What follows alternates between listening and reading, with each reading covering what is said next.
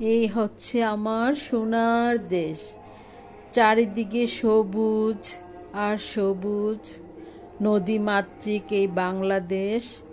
খাল বিল চারিদিকে কি যে সুন্দর। এই যে নৌকা করে সবাই ঘুরে বেড়াচ্ছে। আমার দেশের মতো সুন্দর কি আর দেশ হবে? আমি তো বলবো আমার দেশই অনেক সুন্দর। এই যে ছোটবেলার মতো সেই কদবেলের ভর্তা কার কার মনে পড়ে, কাঠি দিয়ে খেতাম। এই যে ঘোড়া দেখে তো আরও মনে পড়ছে ছোটবেলাকে।